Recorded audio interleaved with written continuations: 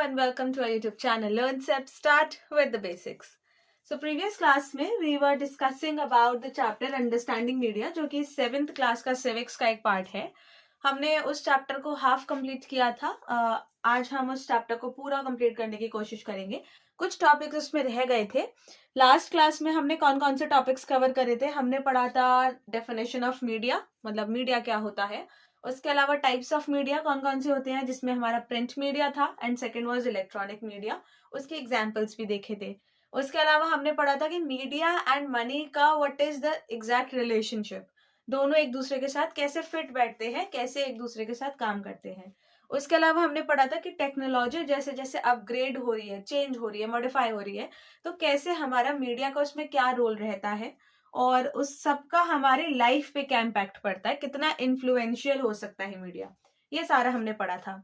आज के क्लास में हम सबसे पहला टॉपिक पढ़ेंगे कि मीडिया की वजह से हमारी रेवेन्यू जनरेशन कैसे होता है. जैसा मैंने बोर्ड पे लिखा है, जनरेटिंग रेवेन्यू, कि मीडिया से हमारी रेवेन्यू मतलब पैसे हम कैसे कमा सकते हैं.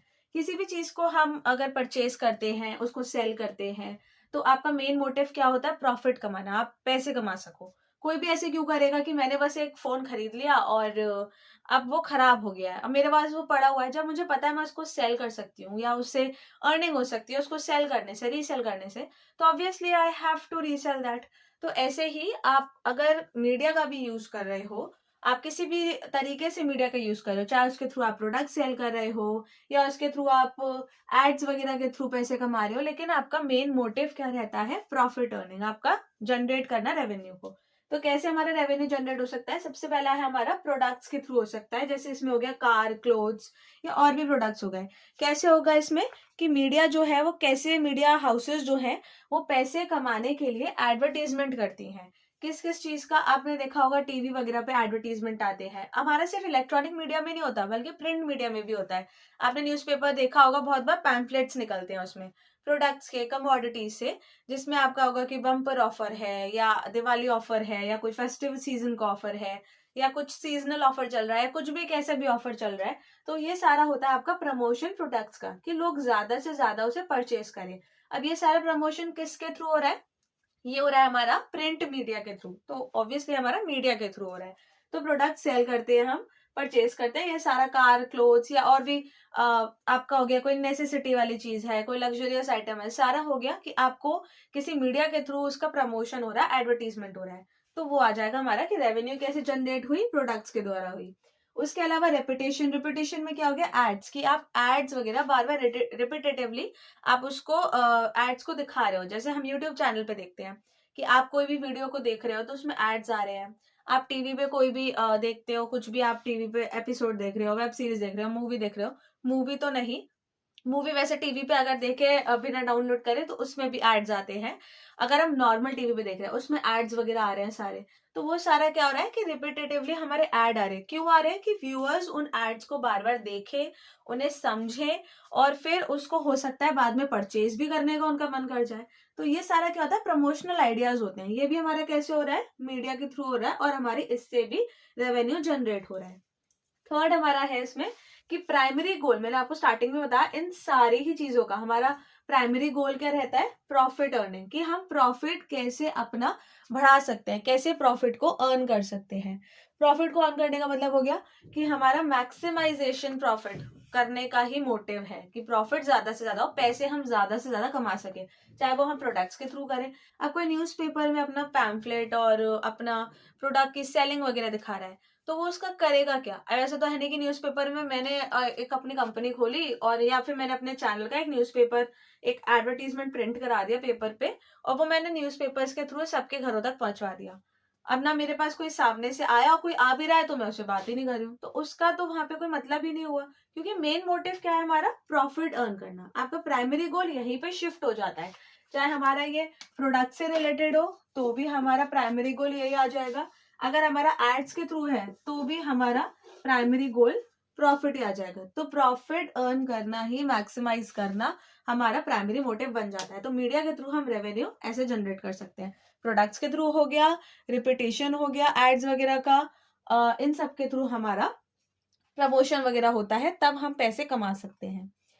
इसके अलावा अगर हम देखें, हमने पढ़ा था कि मीडिया और मनी का क्या रिलेशन है, उसका हमने देख भी लिया कि कैसे कमाते हैं। अगर हम एक डेमोक्रेटिक सोसाइटी में रहते हैं, डेमोक्रेटिक कंट्री में रहते हैं, तो डेमोक्रेसी होने की वजह से आप क्या कर सकते हो, उसमें आप मीडिया को कैसे लिंक कर सकते हो। तो मीडिया एंड डेमोक्रेसी हम नेक्स्ट टॉपिक देखते हैं कि कैसे हम मीडिया और डेमोक्रेसी को लिंक कर सकते हैं और एक डेमोक्रेटिक सोसाइटी में मीडिया का क्या रोल होता है। तो अगर हम मीडिया एंड डेमोक्रेसी की बात करें, कैसे होगा, पहले तो डेमोक्रेसी क्या होता है, डेमोक्रेसी क्या होता है कि आपका कोई भी ऐसा नेशन है जहाँ पे आपके पास फंडामेंटल राइट्स हैं, you have the freedom to speak, and आप जितने भी सिटीजन्स हैं आपके कंट्री के, उन सबके पास इंफॉर्मेशन होनी चाहिए अबाउट एवरीथिंग, कि आपके पास जितने भी आपके सिटीजन्स हैं उनको नॉलेज होगी क्या चल रहा है देश में, क्या हो रहा है। तो वो सारी नॉलेज आपको कैसे मिलेगी, वो मिलती है हमें मीडिया के थ्रू। तो इसका फर्स्ट पॉइंट हमारा क्या आएगा कि इन्फॉर्मिंग सिटीजन्स।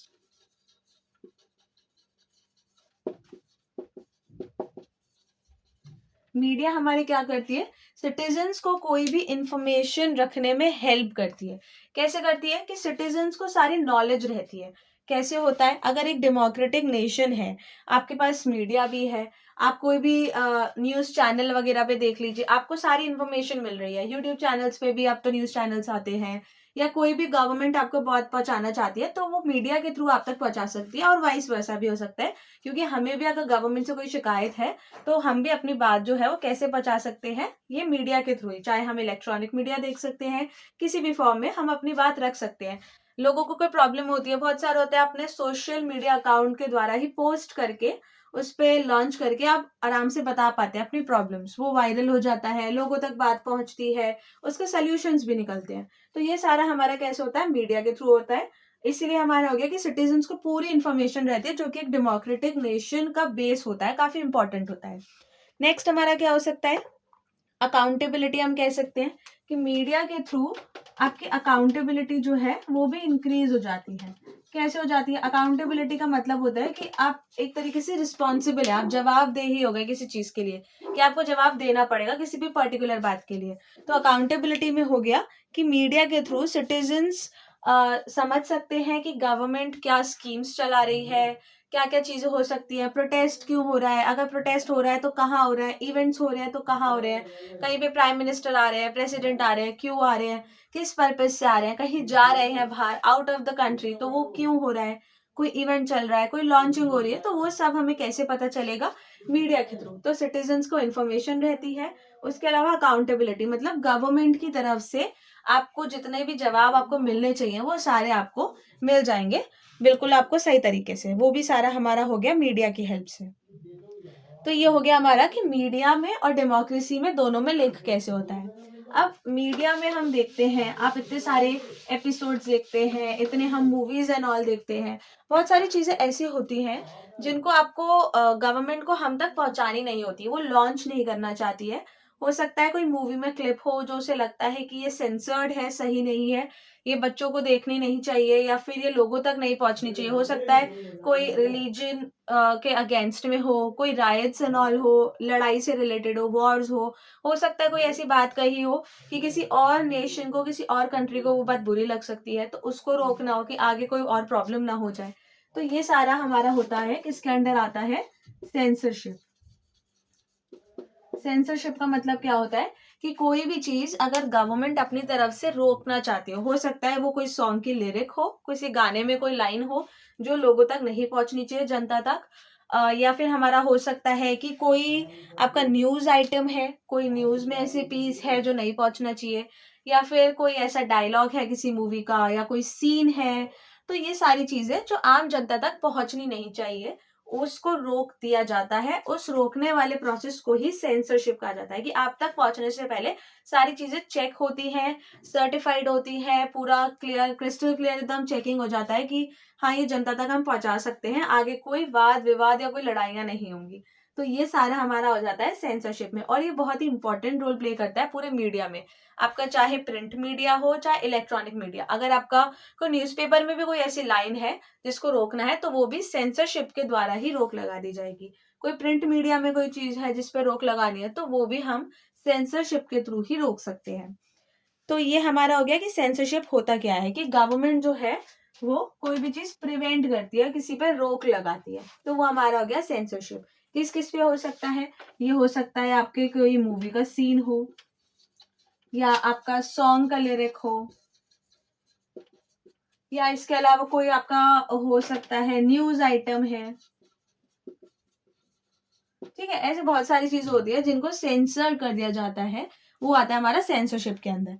उसके अलावा एक इसका एग्जाम्पल है सेंसरशिप का, एक इमरजेंसी का टाइम आया था, जो हमारा कब से कब तक रहा था, इमरजेंसी का काफी थोड़ा सा लंबा टाइम रहा था, 1975 से लेके 1977। इसमें क्या हुआ था इतने टाइम में, कि एक हिस्टोरिकल पीरियड था जहाँ पे मीडिया को काफी सारी चीजें आपके सेंसरशिप के अकॉर्डिंग रोकनी पड़ी थी। बहुत सारे उसमें पॉलिटिकल राइट्स शामिल थे, मास अरेस्ट थे, जिसमें हमारे प्राइम मिनिस्टर, प्रेसिडेंट और बहुत ही गवर्नमेंट हायर अथॉरिटी से रिलेटेड प्रॉब्लम्स हुई थी। और इन सबको रोकने के लिए कि जनता को इतनी ज्यादा रियलिटी या इतनी प्रॉब्लम्स पता ना चले, हम तक ही रहे, गवर्नमेंट आपस में ही पूरी सरकार सुलझा लेगी, तो जनता तक ना पहुंचे, इसलिए बिल्कुल प्रिंटिंग प्रेस जितनी भी थी उनको स्ट्रिक्ट इंस्ट्रक्शंस दे दिए गए थे, उन पर निगरानी रखी गई थी कि कोई भी न्यूज ऐसी लीक ना हो जाए या कुछ प्रिंट ना हो जाए, छप ना जाए, ना प्रिंट मीडिया के थ्रू और ना ही इलेक्ट्रॉनिक मीडिया के थ्रू। ये सारा हुआ था हमारा इमरजेंसी वाले टाइम में। तो ये भी आपका सेंसरशिप का हम कह सकते हैं कि एक हिस्टोरिकल पीरियड था जब इतना ज्यादा सेंसरशिप की अथॉरिटी को इस्तेमाल किया गया था। अब लेकिन बहुत बार ऐसा क्या होता है, इन्फ्लुएंस की वजह से, हम कह सकते हैं इन्फ्लुएंस की वजह से आपका सेंसरशिप का जो मोटिव है वो डिमोलिश हो जाता है या डिस्ट्रॉय हो जाता है। कैसे हो जाता है कि बहुत सारे बड़े बड़े बिजनेस हाउसेज हैं जो जिनको लगता है कि उनका प्रॉफिट अर्निंग के लिए या फिर प्रॉफिट मैक्सिमाइजेशन के लिए या उनके इंटरेस्ट को सपोर्ट करिए कोई न्यूज, तो उनको उस बात को आगे पहुंचाना चाहिए। इसलिए बहुत बार आपका न्यूज जो है वो लीक हो जाती है और इनडायरेक्ट तरीके से आप तक पहुंच जाती है। तो वो आपका आ जाता है इन्फ्लुएंस में, कि बिजनेस हाउसेज उस चीज को, अगर उनके सपोर्ट में है बात, तो उस चीज को सपोर्ट करते हुए उस बात को निग्लेक्ट कर देते हैं कि ये चीज आपके सेंसरशिप में क्रॉस नहीं हो रही है। तो वो आपका हो गया कि सेंसरशिप में ऐसे इन्फ्लुएंशियल चीजें भी होती हैं। तो ये सारा हो गया हमारा मीडिया चैप्टर के बारे में, जिसमें हमने आज पढ़ लिया कि डेमोक्रेसी और मीडिया का क्या लिंक है, सेंसरशिप क्या होता है, उसके अलावा हम रेवेन्यू कैसे जनरेट कर सकते हैं, ये हमने सब पढ़ा था। एक टर्म और होता है हमारा इसमें, पब्लिक प्रोटेस्ट। ये है हमारा टर्म पब्लिक प्रोटेस्ट। इसका क्या मतलब होता है, दो वर्ड से मिलके बन रहा है, पब्लिक एंड प्रोटेस्ट। पब्लिक का मतलब हो गया जनता, प्रोटेस्ट का मतलब हो गया कि हम किसी भी चीज के अगेंस्ट आवाज उठा रहे हैं।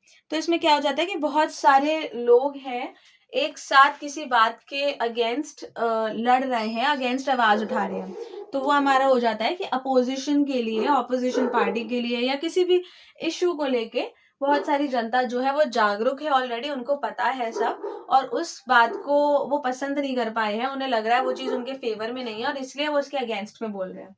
तो वो हो जाता है पब्लिक प्रोटेस्ट। ये भी हमारा मास का ही एग्जाम्पल होता है। प्रोटेस्ट एक जना करने नहीं निकलता कि एक जना करने निकल रहा है, निकलते हैं लोग, बट उसका इतना इन्फ्लुएंस नहीं होता जितना बहुत सारे लोग गैदर होके किसी बात के अगेंस्ट बोल रहे हैं उसका इन्फ्लुएंस पड़ता है। ठीक है, तो इस चैप्टर में इतने ही टॉपिक्स थे। किसी को कोई क्वेरी हो, कोई प्रॉब्लम हो, तो आप कमेंट सेक्शन में मुझे आराम से मैसेज कर सकते हैं। उसके अलावा कोई अगर किसी भी क्लास का बच्चा हमारे एसएसटी के, इकोनॉमिक्स के या इंग्लिश के बैच को, इवन बिजनेस स्टडीज के बैच को भी ज्वाइन करना चाहता है, तो आप कम्युनिटी पोस्ट में जाकर पोस्ट पे डायरेक्ट कमेंट कर सकते हैं। हम उस बच्चे से डायरेक्टली लिंक करेंगे, कनेक्ट होंगे और फिर उस बात को आगे डिस्कस भी करेंगे। तो किसी को कोई प्रॉब्लम हो तो मैसेज करिए। आई होप आपको सारे समझ आ गया होगा। Thank you for the class. Bye bye, take care.